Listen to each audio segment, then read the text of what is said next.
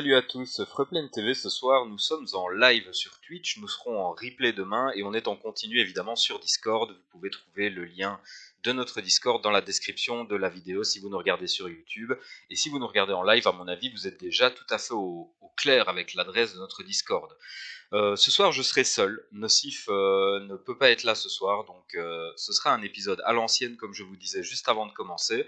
Par contre, il y a des choses qui ne changent pas, et ce qui ne change pas, c'est que on ne produit absolument pas de conseils financiers, on ne fait que relater l'information et vous prenez chacun vos décisions sur base de ce que vous entendez.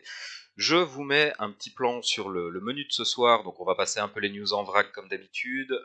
On va passer en revue une interview de Dirk dans laquelle j'ai trouvé 2 ou 3 points intéressants dont j'aimerais parler. On va parler de l'arrivée de Tokyo évidemment, de la sortie de Berlin tant qu'on en est dans les villes. On fera un petit récapitulatif sur la Genesis Week et on parlera un petit peu des cafés pour terminer cet épisode.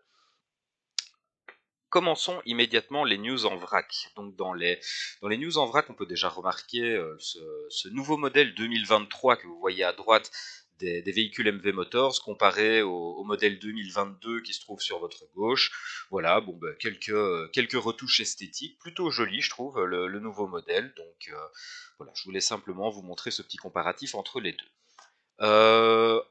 Concernant le neighborhood rating, donc la possibilité pour les quartiers et les nodes d'être mis en compétition pour pouvoir in fine gagner une collection ou évoluer dans la hiérarchie des collections, eh bien il y a un peu de neuf de ce côté-là. Nous avons les 2 premières collections du neighborhood rating qui sont entrées en fonction. Donc il y a Playa del Rey qui se trouve à Los Angeles et on a Chelsea qui se trouve à Manhattan. Les 2 collections ont été rendues disponibles, donc vous pouvez les compléter si vous avez les propriétés nécessaires.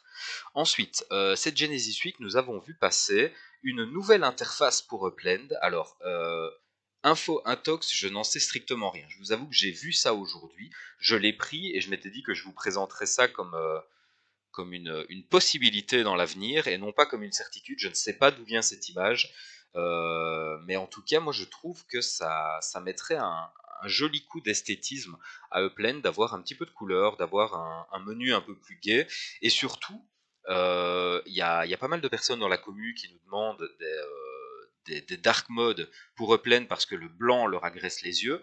Donc je pense que c'est une bonne idée de mettre le planisphère sur un fond sombre, mais je pense que les gens s'attendent dans un dark mode à avoir vraiment l'interface même de Upland quand on est zoomé sur une ville par exemple en noir. Et ça me paraît un petit peu plus compliqué à réaliser, mais en tout cas ce premier pas vers un dark mode, moi, me plaît plutôt bien, je trouve ça plutôt joli. Ensuite, toujours dans les améliorations de Upland, nous avons depuis peu, dans le chat in-game, nous avons un serveur qui est apparu en fonction de l'endroit où vous avez déclaré votre adresse. Donc dans mon cas par exemple c'est Redhook, c'est ce que vous voyez ici à droite, je vous ai entouré le serveur. Et maintenant chaque personne peut interagir directement avec la communauté dans laquelle il est domicilié, directement depuis l'application. Donc ça, selon moi, c'est une très belle initiative, c'est un pas de plus pour que Upland consolide l'aspect connect de son moto Play Earn and Connect. Donc très très bonne initiative, c'est très très bien qu'on aille dans ce sens-là. Dans la Genesis Week cette année, nous avons eu également la possibilité d'acheter les Genesis Week Grunge Outfit. Eh bien, ces Genesis Week Grunge Outfit ont été distribués, donc si vous en aviez acheté au prix de 5000 EPEX, vous pouvez aller le contempler dans votre Asset Manager, vous allez le retrouver facilement. Cette semaine, nous avons eu également Upland qui nous a proposé un vote pour pouvoir définir un nouveau nom euh, pour un compagnon ou une compagne pour Miles. Donc le vote a été ouvert, il y avait 5 propositions, il y avait Véronica, Gaïa, Pénélope, Terra et Journey, et finalement, qu'est-ce qu'il a emporté? Eh bien c'est Gaïa. Alors, je vous avoue très franchement que moi je ne suis pas très très intéressé par ce vote-là. Par contre, la métrique qui m'intéresse un petit peu plus ici, c'est le nombre de personnes qui ont voté.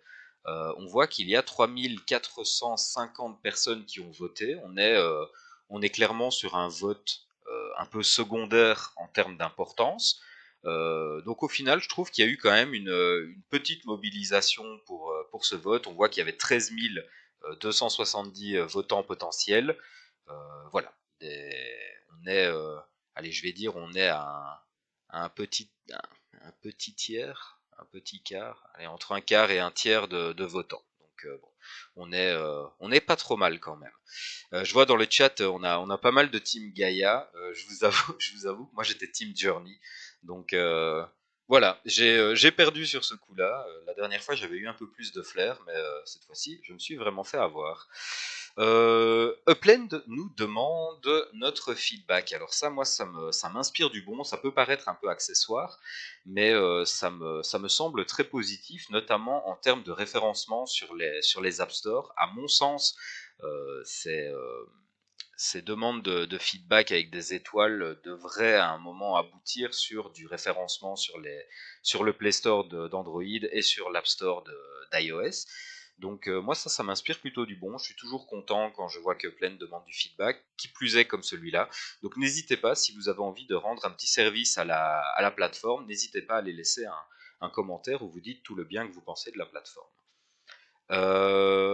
Pour terminer, ou presque, oui, pour terminer, c'est News en vrac. On va vous faire un petit brief, à mon avis, la semaine prochaine, probablement avec Nocif, parce que c'est, euh, ce serait bien logique qu'il soit là pour qu'on en parle, mais je vais quand même déjà vous annoncer la nouvelle. L'initiative St. James est en train de mettre en place un système qu'ils ont appelé le Royal Fund. Donc c'est un pool communautaire que les membres de St. James vont pouvoir financer sur base volontaire, donc c'est une taxe volontaire. Et cette taxe va ensuite permettre une redistribution envers les différents acteurs de la communauté. Et je vous mets ici les différents pourcents de rétribution en fonction des différents rôles. Donc on a 20% qui vont pour la publicité du mois suivant, on a 20% pour les résidents actuels dans le quartier, 20% pour les possesseurs de MetaVenture, 20% pour les possesseurs de DevShop et 20% pour les personnes qui stake du Spark dans St. James. Donc on vous parlera probablement un petit peu plus longuement de tout ça parce que c'est quand même la première fois qu'une pool communautaire va être créée par une initiative de cette sorte. Donc je pense que ça pourrait être une idée qui fait son petit bout de chemin et qui amène des choses positives à la communauté en général. On vous en reparlera en tout cas, ça c'est certain.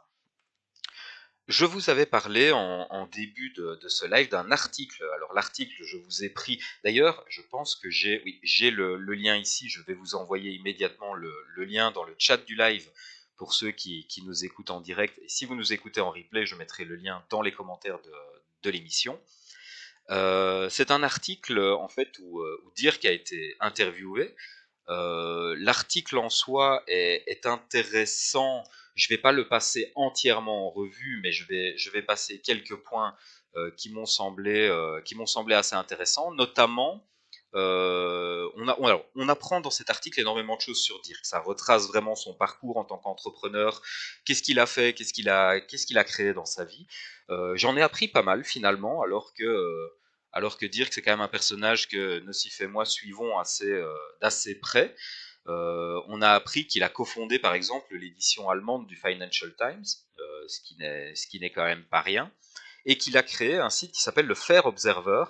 Alors, il n'a pas vraiment créé, pardon. Il est devenu conseiller du site Le Fair Observer. Et le Fair Observer, c'est intéressant de noter que c'est un site de presse, mais qui a pour but la décentralisation de l'information et la représentation non partisane de l'information. Donc ils essayent de présenter l'information sous tous les spectres euh, qui, qui sont possibles. Donc évidemment, on se rend bien compte que c'est toujours une course contre la perfection. Hein. On est toujours un cran en dessous de ce qu'il y a moyen de faire, mais c'est amusant de se rendre compte qu'en 2012, dire qu'il y avait déjà cette dynamique et cette réflexion. Donc ça, c'est une première chose qui m'a semblé intéressante dans cet article. Bon, la deuxième chose un peu anecdotique, c'est qu'il n'a pas honte d'admettre ses erreurs, notamment le fait qu'à l'époque, il était persuadé que le Flash allait vraiment prendre le marché d'assaut. Et le Flash, si vous étiez déjà là à l'époque et si vous vous en souvenez, c'est finalement Steve Jobs qui l'avait enterré en supprimant le support de Flash de toutes les plateformes Apple. Et finalement, le Flash avait complètement disparu. Donc là, ça c'était un point où dire que c'est à vous, c'est être complètement fourvoyé. Euh, Ensuite, si vous souhaitez aller lire l'article, vraiment allez le lire parce qu'il y a rien de vraiment nouveau dans cet article, mais surtout si vous suivez les lives régulièrement, ce sont des choses qu'on dit relativement souvent, mais il a repris cette notion de courbe optimale dont on vous avait déjà parlé quand on avait fait l'épisode sur l'UIP 1, donc la première proposition économique que Plend avait fait voter. Il nous avait déjà expliqué cette courbe qui représente la centralisation qui va dans un sens et cette courbe qui représente la décentralisation qui va dans l'autre sens. Et au final, c'est l'intersection des deux courbes qui l'intéresse pour Upland. Donc c'est pas une question de est-ce qu'il faut être centralisé ou est-ce qu'il faut être décentralisé. La question c'est quand on arrive sur un nouveau sujet de Plend, où se trouve-t-on sur la courbe et comment arriver à ajuster le curseur pour être sur la bonne pondération de centralisation et de décentralisation pour essayer de tirer le meilleur parti de cette technologie. Ensuite, qu'est-ce que Dirk nous avait dit? Ben oui, donc évidemment là, ils reprennent un petit peu les fondements de l'OMA 3, donc de l'Open Metaverse Alliance, que Dirk a cofondé, si vous ne le saviez pas, avec toujours pour but, et ça c'est toujours bien de le rappeler, l'OMA 3, c'est pas simplement un groupe de lobbying dont Dirk fait partie et qu'il a même fondé, c'est surtout une tentative de standardisation de l'univers pour que, à terme, différents métaverses puissent être interopérables et donc communiquer les uns avec les autres. L'idéal, ce serait un jour de pouvoir prendre un train dans Upland et d'arriver dans Decentraland, par exemple, ou d'arriver sur Sandbox. Ça, ce serait vraiment un bel aboutissement pour l'interopérabilité et c'est évidemment vers ça que OMA 3 se dirige. Donc n'hésitez pas à aller jeter un petit coup d'œil à cet article. Vraiment, il est intéressant, il n'est pas très très long. Et à la fin de l'article, vous allez pouvoir retrouver ceci. Alors l'article évidemment est en anglais. Moi, par facilité, je vous l'ai traduit pour que ce soit plus lisible pour tout le monde. Mais ici, par exemple, nous avons Dirk qui explique qu'il y a 23 villes aux États-Unis qui sont déjà ouvertes. Et il termine en disant: Oh, et les premières villes asiatiques arrivent bientôt aussi. Et il dit bien les premières villes asiatiques. Donc, comme vous le savez, si vous avez suivi un petit peu l'actualité, on a Tokyo qui arrive, mais quelles seront les prochaines villes asiatiques? Ça maintenant, ça c'est la grande question, toutes les spéculations sont ouvertes.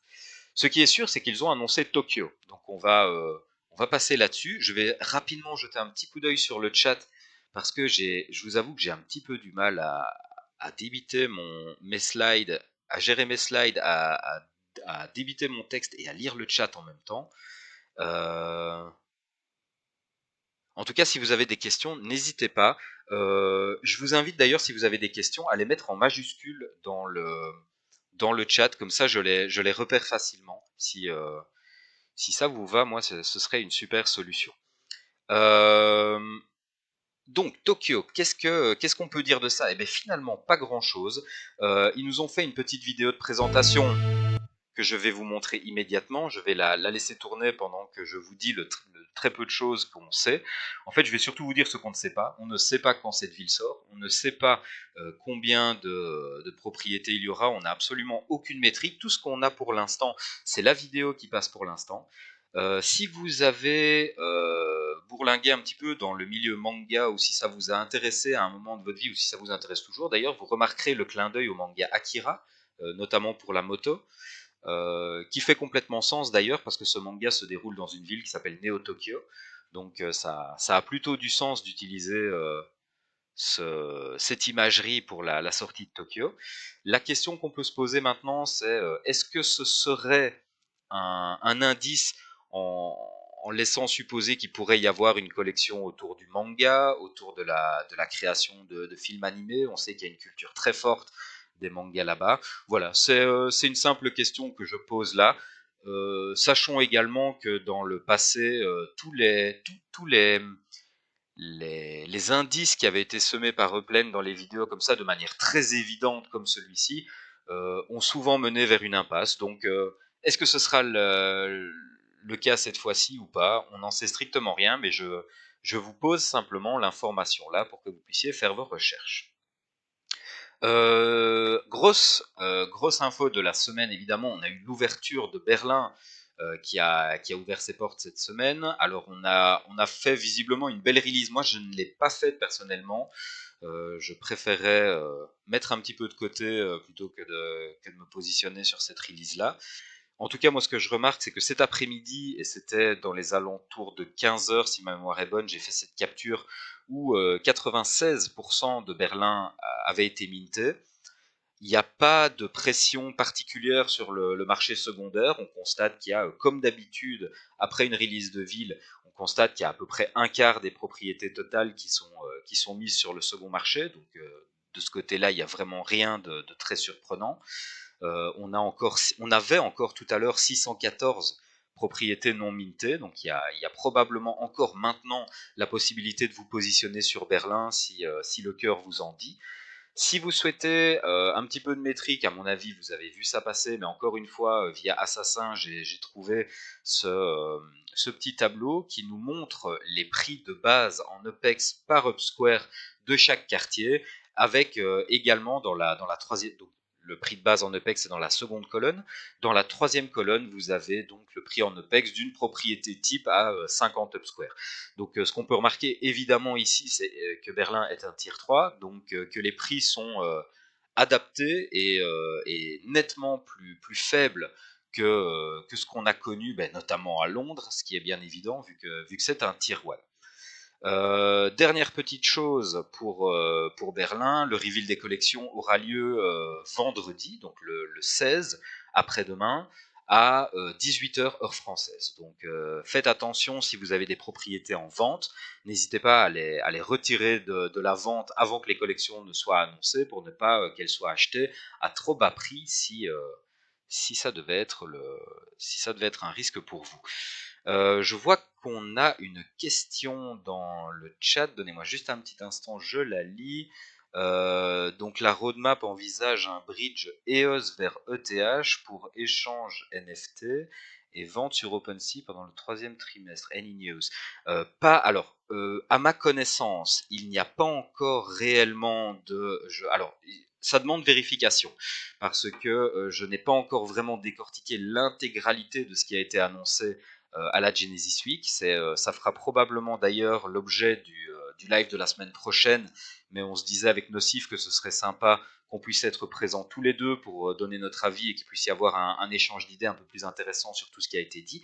Mais en tout cas, à ma connaissance, il n'y a pas encore de date qui a été avancée pour pouvoir avoir le download d'assets et reprendre la possession sur nos assets pour pouvoir les trader sur OpenSea et sur d'autres plateformes. Les bridges, selon moi, pas encore annoncés non plus, mais j'aurais tendance à dire prenez ce que je vous dis avec un peu de méfiance, attendez la semaine prochaine qu'on ait vraiment décortiqué tout ce qui s'est dit dans la Genesis Week et qu'on puisse vous faire un retour précis de toutes les nouveautés qui ont vraiment été annoncées. Ensuite, justement, Genesis Week, je vais vous brasser rapidement l'accessoire de la Genesis Week, je vais dire, donc tout ce qui peut être annoncé maintenant et qui ne demande pas d'analyse. Tout ce qui demande un peu plus d'analyse, on le réservera, comme je vous l'ai dit, pour la semaine prochaine. Donc la Genesis Week de cette année, c'est plutôt bien passé. On a pas mal de photos, on sent que l'ambiance de la Genesis Week était plutôt sympa. On a même dire qui a posé avec la marionnette du Wine and Cheese podcast, si vous connaissez. On a plein de gens qui ont fait des tests, notamment au niveau des cafés, avec les interfaces qui permettent de projeter sa webcam sur un octogone là, en 3D dans l'univers. On avait visiblement des moments particulièrement festifs et très agréables pour les gens.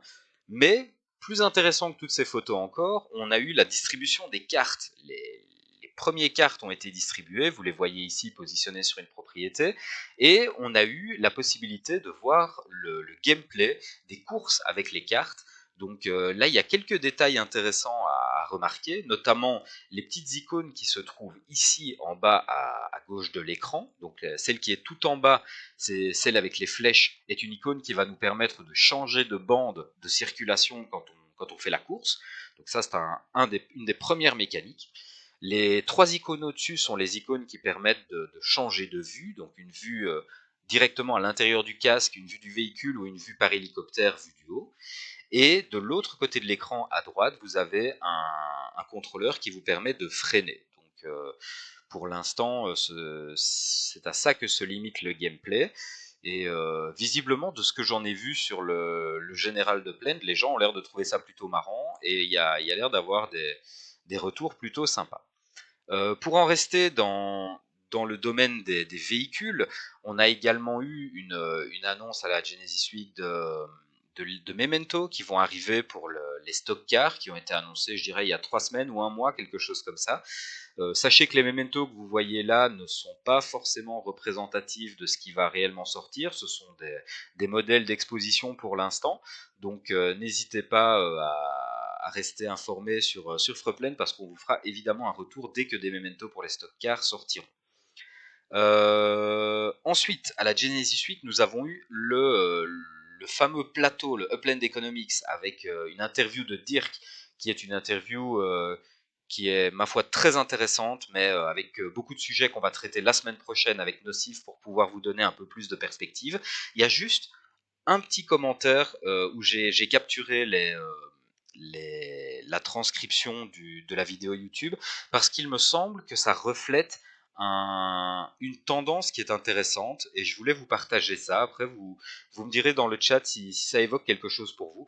Il était en train de parler du STEM à ce moment-là, donc de ce token qui va être lié à la vie, et dans ce cadre-là, il disait, voilà, l'arrivée du STEM, en fait, ça va être une nouvelle branche de consommation et d'utilisation de l'UPEX.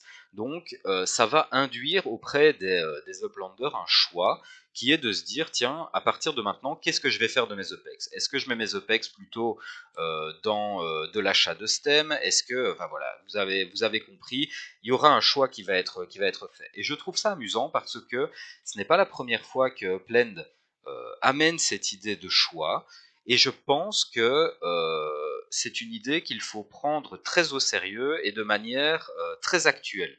Je pense que le choix, c'est une idée d'ailleurs que j'ai déjà fait passer dans plusieurs lives. Pour moi, le choix, on y est déjà. On est déjà au stade où Upland veut forcer l'utilisateur à ne plus pouvoir se positionner partout. Et c'est plutôt intéressant. Ça explique également le rythme des sorties de ville qu'on connaît pour l'instant, où on a en très très peu de temps connu 3 sorties de ville qui sont des villes relativement importantes. On a eu Berlin, on a eu Londres, là maintenant on a Tokyo qui arrive. Enfin, il y a vraiment de l'annonce. On sent qu'il y a je ne vais pas dire une pression qui est mise sur le marché, mais il y a une offre qui est relâchée à un rythme qui est plus soutenu qu'avant, probablement également parce que les villes sont plus petites et qu'ils gèrent l'offre de manière plus, plus contrôlée, au compte-gouttes. Mais en tout cas, je pense qu'on sent tous depuis ces dernières sorties de ville que si les villes continuent à sortir à ce rythme-là, voire accélèrent un peu, on n'aura pas le temps de renflouer nos wallets pour pouvoir se positionner sur toutes les villes. Donc des choix vont devoir être faits. Ça fait beaucoup de blabla pour dire quelque chose d'aussi simple, mais je pense que ça vaut vraiment la peine d'insister là-dessus. À la Genesis Week, évidemment, ils nous ont annoncé les gagnants des différents concours qui ont eu lieu. Donc, le joueur de l'année, ce sera Shaktilin. Les broadcasters de l'année, ce sera YK 2012 de Plant Guide. On a le designer de l'année qui est Antique Master. Et on a les résultats du hackathon. Alors, le hackathon, je pense que ça vaudrait la peine que je vous montre quelques slides qui ont été présentés durant les présentations de la Genesis Week. pour que vous puissiez vous rendre un petit peu compte de ce qui se développe. Donc on va les prendre dans l'ordre. Il y aura simplement le Uplandia que je ne vous présenterai pas parce qu'il se trouve que j'en ai parlé la semaine passée. Donc n'hésitez pas à aller jeter un petit coup d'œil la semaine passée au live et vous verrez le petit sujet sur Uplandia. Donc on va commencer par les FIFA Legends Fantasy League. Hops. Oui, c'est bien ça. Donc là, voilà où on en est au niveau du développement. Je vais pas vous présenter les projets vraiment dans leur intégralité. Si ça vous intéresse vraiment, n'hésitez pas, mettez-nous un petit commentaire dans la description de la vidéo ou sur le chat. On pourra traiter ça plus en profondeur. Mais alors à ce moment-là, on ferait peut-être un épisode vraiment consacré au Layer 2 pour voir un petit peu tout ce qui se fait et comparer un peu tout ça. Mais en gros, ici, c'est un projet qui a pour ambition de donner de l'utilité à Knowledge. C'est vrai que pour l'instant, à partir du moment où on a acheté Knowledge, mis à part compléter des collections et après les collectionner simplement, il y a peu d'interactions possibles. Et bien voici un projet qui propose de donner un intérêt supplémentaire à Knowledge et de pouvoir leur faire des matchs de football euh, directement dans Upland. Donc ça c'est plutôt sympa. Ce serait apparemment très facile à jouer, ce serait adapté pour tous les niveaux, donc il y aurait un système qui serait pensé pour ne pas que des joueurs déraisonnablement forts se retrouvent face à un tout nouveau qui a à peine les 3 legits de base pour faire un match. Enfin voilà, il faut visiblement tout ça a l'air assez bien calibré. Donc moi je suis très enthousiaste à l'idée de voir ce genre de choses arriver. Ça fait de l'usage pour les legits, c'est une très bonne chose. Ça, c'était donc le gagnant vraiment du hackathon FIFA World Cup Track Winner. On a ensuite le second arrivant sur le podium qui s'appelle Ladies Meta Soccer, qui est en fait le projet qui a été fondé par Shaktilin, qui était, je le rappelle, joueuse de l'année cette année à la Genesis Week. Là ici c'est un petit jeu de football, un contre un.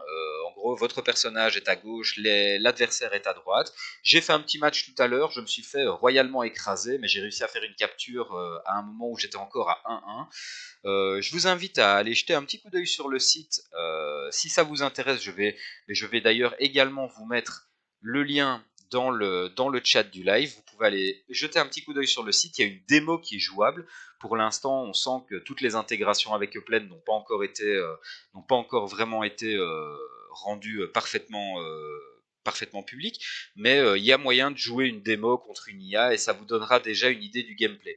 Si certains d'entre vous aiment le jeu vidéo et connaissent le dernier Rayman, c'est l'équivalent du jeu de football dans Rayman que j'ai trouvé personnellement extrêmement marrant à jouer comme un party game avec des amis, un jeu sans trop de prise de tête. Donc n'hésitez pas à aller jeter un petit coup d'œil à ce jeu qui s'appelle donc Ladies Meta Soccer. Je reviens sur les résultats. On a ensuite le grand gagnant du prix de l'innovation pour le hackathon. Et ce prix a été attribué à un projet qui s'appelle Block Raiders. Et qu'est-ce que c'est Block Raiders? Alors, je pense que comme tout à l'heure, je vais vous montrer le trailer du projet, ça va vous permettre de comprendre bien plus facilement. Donc en fait, eux, leur parti pris, c'est de se dire que les chasses au trésor dans Upland en 2D, c'est du passé, il faut passer à l'étape supérieure, donc ils se proposent de faire une interface 3D de déporter, on va dire, si j'ai bien compris, les chasses au trésor sur un layer 2. Donc il y aurait éventuellement possibilité de faire des chasses au trésor sans être fatalement connecté à Upland. Il y aurait possibilité de le faire depuis l'extérieur de Upland, ce qui moi me semble un concept en tout cas assez intéressant et je suis assez curieux de voir comment tout ça va être mis en place et comment tout ça va fonctionner. En tout cas, il y a vraisemblablement déjà un beau travail d'intégration. Il y a on sent il y a du boulot, en tout cas. Ce projet a été mené par Dejak, qui est une joueuse hollandaise, si je ne me trompe pas. Voici sa photo avec le chèque de 10 000 $ qu'elle a gagné pour avoir gagné le premier prix du hackathon. De même, donc le second prix, je vous ai dit, Uplandia, on en a parlé la semaine passée, donc n'hésitez pas à aller y jeter un petit coup d'œil. On vous avait également parlé pour la Genesis Week, du Grand Prix, donc cette boîte, si vous vous souvenez, cette boîte mystère dans laquelle il y avait visiblement un item rare et important à gagner. Bon, ben, cet item, sans grande surprise, c'est le totem, le premier totem, le lama totem, qui a été créé par Upland. Il a été gagné par un joueur qui s'appelle Kit Connery. Bien joué à lui. Et ce totem est donc le totem qui est le plus rare et qui risque d'être un des plus recherchés dans un premier temps en tout cas, étant donné qu'il a les traits les plus favorables. Il a la combinaison des 5 traits les plus favorables. Donc affaire à suivre, on vous tiendra évidemment au courant de comment tout ça fonctionnera dès que les totems seront officiellement release dans Upland. Je vois qu'il y a une question. On me demande si Nocif est en vacances. Non, Nocif n'est pas en vacances. Il a un empêchement malheureusement aujourd'hui. La vie fait que. Donc malheureusement, il peut pas être avec nous ce soir. Mais je l'ai eu en ligne cet après-midi. Il va très bien et il sera avec nous la semaine prochaine. Dernier sujet de ce soir. On va parler des cafés. Donc, on vous en a déjà parlé la semaine passée. Ce sont évidemment les lieux d'interaction sociale qui vont fleurir petit à petit dans Upland. Dans un premier temps, alors je vous montre les adresses des cafés qui sont disponibles. Ceci étant dit, je vous dis disponibles, ce sont en tout cas les adresses des cafés qui vont l'être. Pour l'instant, il y a un café qui est vraiment abouti et avec lequel on peut interagir en tant que joueur, c'est celui de Las Vegas, donc le 3275 West Alibaba Lane à Las Vegas. Si vous vous rendez à cette adresse, vous allez tomber sur le bâtiment des cafés, et lorsque vous rentrez dans ce bâtiment, vous allez être mis sur un écran. Alors, sauf si vous jouez sur iOS. Si vous jouez sur iOS, pour l'instant, Upland est au courant qu'il y a un souci, donc n'hésitez pas à tenter ça depuis votre navigateur internet. Apparemment, ceux qui utilisent la plateforme Upland sur Android n'ont pas le souci, donc si vous avez un Android, allez vous y connecter, allez tester. Donc, lorsque vous allez vous y connecter, vous allez avoir une barre de chargement et votre avatar en 3D va être téléporté dans cet espace 3D dans lequel, en arrière-plan d'ailleurs, vous pouvez voir les différents bâtiments de Upland. Depuis ce café d'ailleurs, on peut voir le stade de Las Vegas, le stade de la NFLPA. Allez jeter un petit coup d'œil, vous verrez, c'est le grand bâtiment noir. Je vous le montre pas ici, mais je vous invite à aller jeter un petit coup d'œil si vous êtes curieux. C'est vraiment très très sympa. Les interactions pour l'instant, évidemment, sont relativement limitées. Donc on a la possibilité de faire des emojis, on a la possibilité de communiquer en audio, webcam, etc. Donc tout ça est très très bien. Pour l'instant, il n'y a pas de limitation au niveau du nombre de personnes qui peuvent entrer dans un café ou du nombre d'interactions qu'il peut y avoir, mais il y a évidemment un moment où Upland voulant imiter le monde réel, on ne va pas laisser rentrer 30 000 personnes dans un café de 30 Up Square. Ça me paraît tout à fait normal. Il va donc y avoir une limite. Et ça, évidemment, on vous tiendra au courant dès que cette limite sera rendue publique. Qu'est-ce que j'avais noté ici? Donc, oui, voilà, j'avais pris quelques informations complémentaires, mais je pense en avoir dit le plus gros. J'ai oublié de vous parler de l'audio spatial, évidemment, qui maintenant est déjà disponible. Donc, c'est cette possibilité de spatialiser le son et d'entendre des choses différentes en fonction de l'endroit où votre personnage se trouve dans une pièce. Donc ça, évidemment, c'est très très intéressant.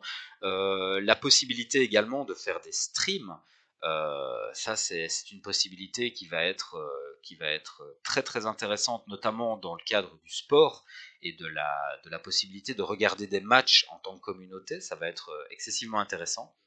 Dernier petit détail aussi, pour l'instant, les cafés ne nécessitent pas de frais d'entrée. Ça sous-entend clairement que par la suite, il y aura des frais d'entrée, bien entendu, ce qui est tout à fait normal parce que dans les cafés, il y a des gens qui vont utiliser les infrastructures pour organiser des concerts.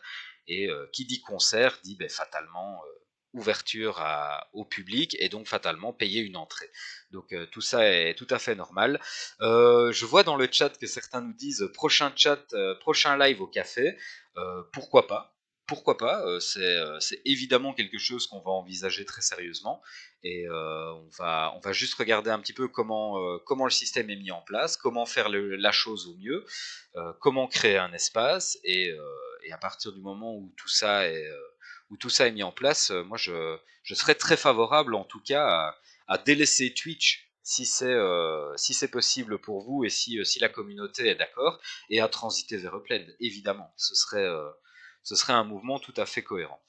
En ce qui concerne l'avenir des cafés, donc là, ils nous ont annoncé évidemment que les joueurs allaient pouvoir designer leur propre expérience de café. Donc ça, c'est évidemment très très important pour la personnalisation et la possibilité de créer des expériences qui soient uniques. Euh, il nous donne également quelques précisions par rapport au statut de propriétaire d'un café, qui fatalement pourra fixer les frais d'entrée de son café, qui pourra personnaliser le design intérieur, définir le contenu de l'expérience 3D et accueillir les propres événements spéciaux. Donc voilà, en gros c'est absolument ce que je viens de vous dire. Il n'y a pas grand chose d'autre à en dire pour l'instant. Je pense que c'est... ah ben voilà, je pensais que j'avais oublié de vous prendre la slide, en fait je l'ai. Voici la vue que j'ai fait tout à l'heure depuis la terrasse du café où on voit le stade de la NFLPA au loin. Donc ça vous donne un petit peu un sentiment de vide pour l'instant et je vous invite très sincèrement à fermer les yeux et essayer de vous imaginer cette image, mais avec de la verdure déjà, avec des arbres, parce que je vous rappelle que le stem arrive et que c'est exactement ça qui est en question. On va avoir de la végétation qui va arriver, on va avoir beaucoup plus de variété dans les environnements et beaucoup plus de décoration sur les maps. Donc ce qui nous paraît aujourd'hui un peu austère comme vue de café pourrait demain être un environnement tout à fait luxuriant avec de belles couleurs et de très beaux décors. Voilà en gros ce qu'il y avait à dire pour cette semaine. Je ne sais pas si dans le chat il y a des questions. Oui, le café libertin, pourquoi pas, le café des méta libertins.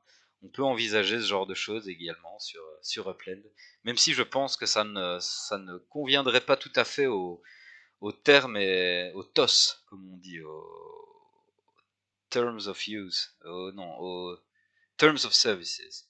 Oui, c'est ça. Euh, alors, je remonte un petit peu dans le chat, je vérifie s'il n'y a pas de questions. Bon, bah, visiblement, il n'y a pas de questions.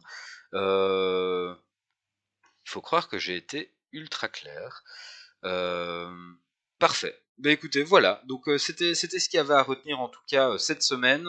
Ça fera un épisode un peu light pour cette semaine qui contrastera avec celui un peu chargé de la semaine passée et qui contrastera probablement avec celui de la semaine prochaine qui à mon avis sera un bon morceau parce qu'on va très vraisemblablement faire une bonne partie de l'épisode sur le contenu de la Genesis Week, sur l'économic panel qui a été tenu par Dirk. Je répète, hein, si vous êtes anglophone, si vous comprenez l'anglais, allez jeter un petit coup d'œil à cette vidéo, allez écouter un peu ce que Dirk raconte.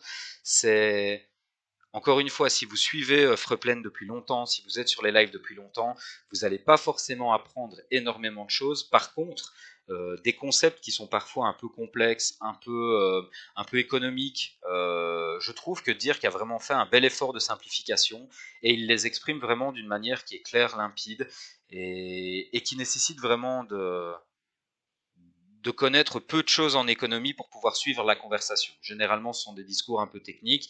Là, ici, je trouve il a vraiment fait un bon travail de simplification. Donc, n'hésitez pas à aller jeter un petit coup d'œil à ça. Ah, je vois que Carlou a une question.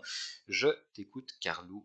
Je vais te laisser quelques instants le temps de poster ta question, Carlou, et j'y répondrai, et on se laissera alors, je présume après, à moins qu'il y ait d'autres questions.